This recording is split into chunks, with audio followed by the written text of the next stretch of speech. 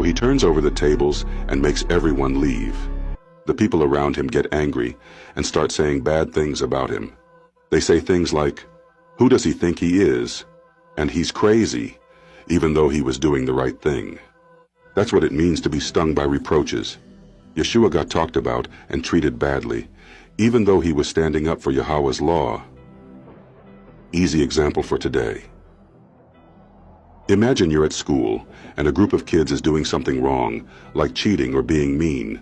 You tell them, "That's not right. We should do what's good."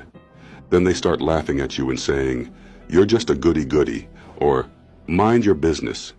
Even though you were doing what's right, you still got talked about and made fun of. That's just like what happened to Yeshua. He did nothing wrong, but because he loved Yahweh and followed the commandments, people hated him, mocked him, and said mean things. He took those reproaches, that means insults, for us, so we could learn how to be strong, brave, and obedient, just like him. Conclusion for children. Yeshua was stung by people's words because he was righteous and bold. He teaches us that doing the right thing might make others upset, but we still must do what pleases Yahweh. Even if we're made fun of, Yahweh sees us and rewards us, just like he honored Yeshua. So when someone says something mean because you follow the truth, you're not alone. Yeshua went through the same thing, and he understands you. Essay: How the disciples experienced stung by reproaches. When Yeshua walked the earth, he was not treated with honor by everyone. Many people hated him, mocked him, and even lied about him, not because he did wrong, but because he stood for truth, corrected sin, and loved Yahweh more than pleasing people. The Bible says, "The reproaches of them that reproached thee fell on me."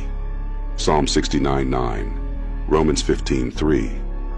But Yeshua was not the only one who suffered this kind of hatred.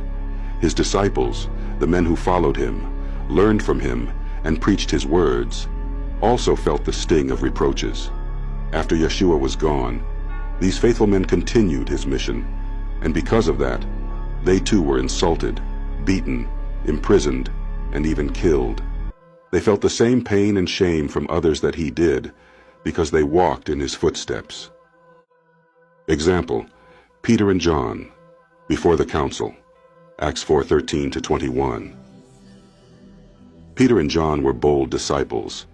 After Yeshua rose and returned to the Father, these two men healed a crippled man at the temple gate and began preaching that Yeshua was risen and exalted.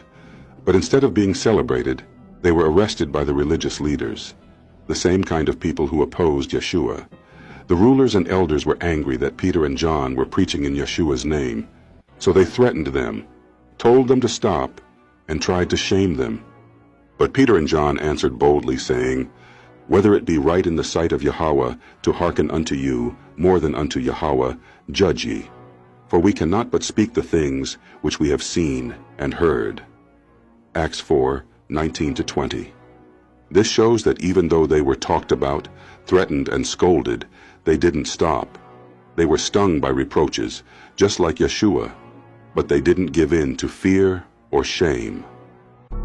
Lesson: Following Yeshua means we will be talked about too. Just like the disciples, when we speak truth, keep the commandments, or stand against sin, some people will get upset. They may laugh at us, call us names, or try to make us feel ashamed. But we are not alone. Yeshua went through it, and so did the disciples. The sting of reproach is not a sign that we're wrong. It's often a sign that we're doing something right. Conclusion: Being stung by reproaches means being hurt by people's words and rejection. The disciples knew that pain well. They loved Yeshua and obeyed his voice, even when the world hated them for it. Their example teaches us to be bold, faithful, and unashamed, because the approval of Yahweh is worth far more than the praise of men. So when you feel mocked or left out for doing what's right, remember, you are walking the same path as Yeshua and his disciples, and Yahweh sees it, and he will reward you.